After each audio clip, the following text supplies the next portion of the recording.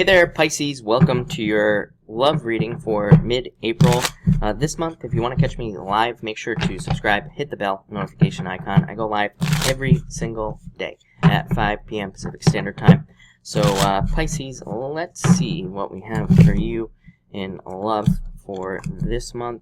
And, yeah, wow. Pisces, it looks very passionate, I would say, for you.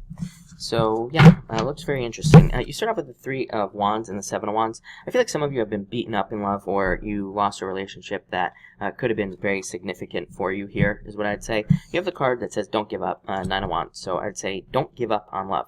The other thing is that I would say is that, to me, the Nine of Wands says that you could be getting a lot of attention. So I do feel like it's possible, and this has come up in your daily readings quite a few times, Pisces, so there could be a lot of attention coming in for you. But I feel like the choice is yours, really, this month. I feel like there could be a relationship coming in for you, but I feel like you have to be open to it with the Seven of Wands. And both of these cards are kind of closed off. Even the Three of Wands, right? It's a card of waiting for your ships to come in.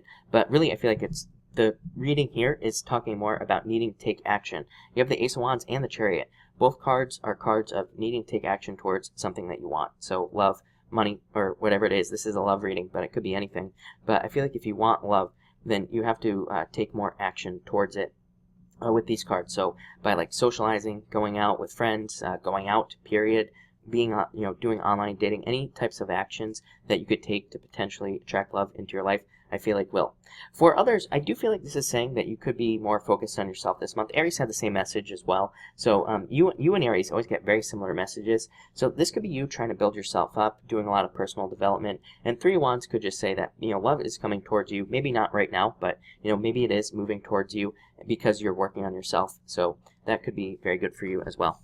Next, you have the Nine of Wands and the Queen of Pentacles. So yeah, I would say don't give up on love here. I feel like that for a lot of you, it's like you've been through it in love. This says do not give up. And Queen of Pentacles, I have intuitive meanings that I use myself. These are not like accurate tarot meanings. They're just like intuitive meanings that I've developed over the years. Queen of Pentacles, it to me represents a choice. It is a card I call the Crossroads. So it just says you have two choices to make as far as love is concerned. And this card always says pick the new path. So again, if you're thinking about an ex, pick the new path. If you're thinking about whether or not you should make some other type of change in your life to attract love into your life, this card says do it. It's like maybe you're trying to focus on your health with the Ace of Wands here, or maybe you're trying to focus on making yourself stronger, or maybe you're trying to fix your financial situation. This card basically says do it because that will lead to a lot of success.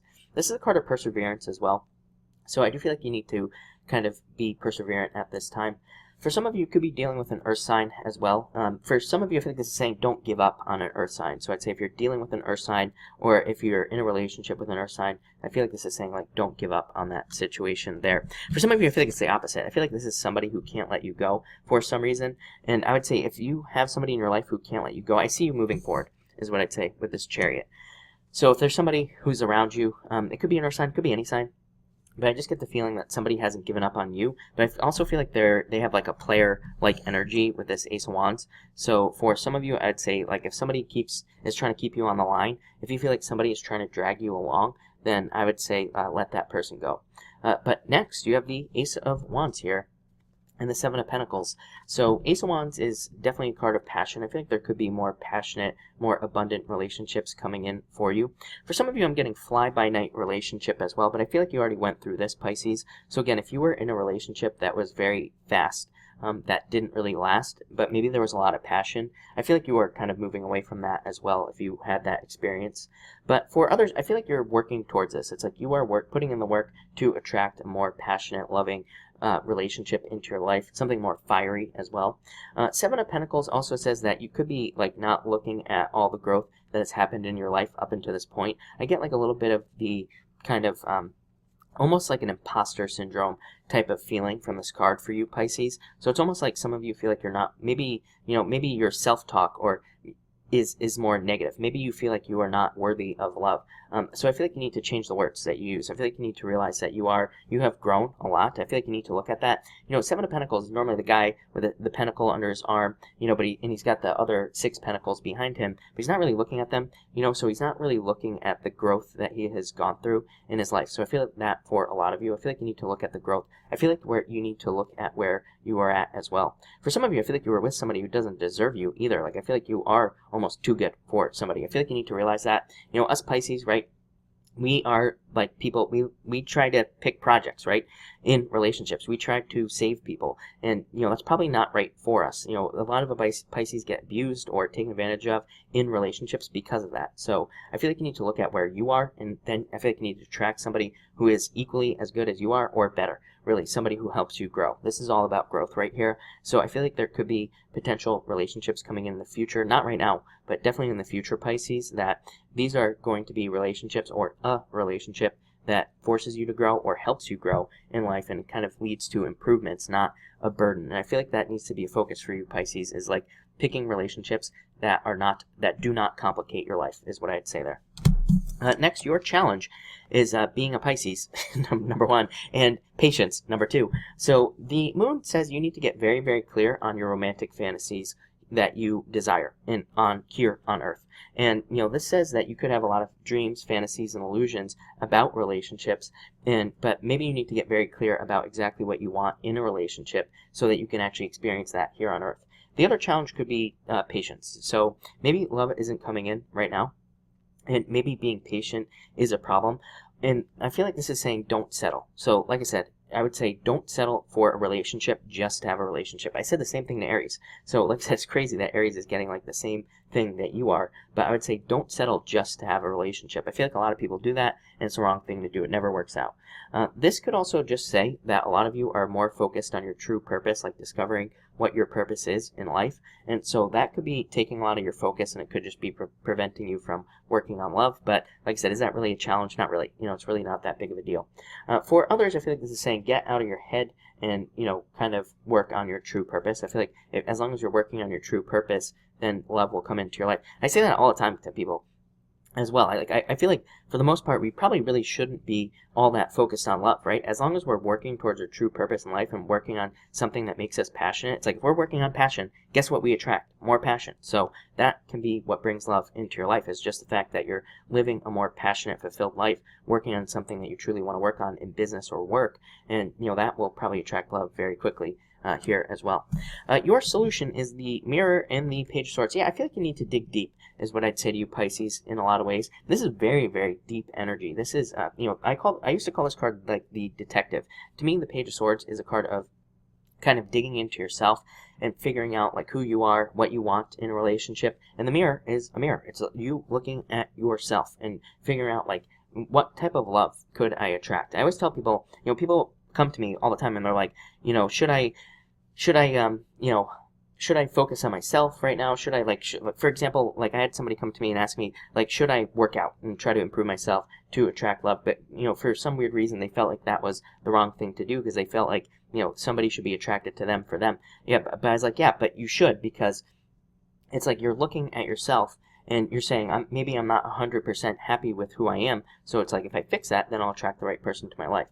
For others, this could just be like your mental state as well. So a lot of you could be like saying, maybe you're not happy, right, in life, and maybe you have to get happy first before love can come into your life. And, this would represent kind of looking at that, making the improvements to be able to attract love into your life as well. What else do I feel here? But yeah, I feel like also what I would say here is I said the same thing to Aries. Like I said, this is a card of like getting very clear about what you want in a relationship and needing to allow that to be attracted into your life, is what I'd say here. For some of you, I feel like I said, I feel like this is a person. I feel like for some of you, just looking at these cards, you could be thinking about an ex or somebody from the past. I feel like you idealize this person. I feel like they have a lot of good traits, but they also have a lot of bad traits, but you could only be focusing on the good stuff. So this says, make sure you are, again, clear. Maybe they have a lot of good traits, but maybe they also have major problems. Maybe they get arrested every other week, or maybe they drink a lot or something like that. So I feel like this is saying that is not your person. Yes, they have a lot of good parts, but maybe not everything. And finally, your outcome here, Pisces, look at this, happiness, charging forward towards happiness. I feel like once you get clear on what you want in a relationship, you are going to get it. Victory, love. For others, I feel like definitely moving could bring love into your life. So if you're moving or traveling or dealing with long distances, I do feel like that could 100% bring love into your life, especially with Jupiter in your 10th house, Pisces, even though it's retrograde, and even though the the 10th represents business success and all this other stuff, but it kind of also represents you, and it's kind of almost like the first house, not like 100%, but kind of, in that it is like how people see you in a lot of ways. Like I said, that's not like 100%. That's Chris's crappy astrology, not 100% accurate astrology. So that's what I'd say there. But I do feel like there could be a soulmate coming in for you, somebody who makes you very happy. It could be Cancer. Probably could be a water sign as well, is what I'd say. Here, it could be a fire sign as well. Fire has shown up in your readings quite a few times, Pisces. Could be a fire sign, could be earth sign. You really have everything here. But water and fire definitely stand out to me here, is what I'd say. But I feel like there's a victory coming in for you once you get clear on what you want in a relationship, what you want it to look like. I would say write it down, Pisces. Like, write down all the things that you want in a relationship. I once heard somebody say what you should do is you should sit down with a piece of paper, write down everything that a perfect mate would have.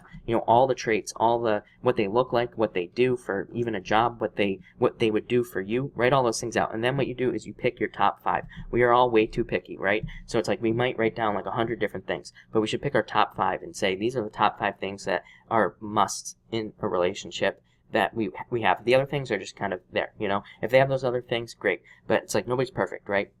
So I feel like that's what you need to do this month to kind of find the perfect person. But Pisces, definitely making very positive changes, so I like that. So thank you for watching, Pisces, and enjoy your month.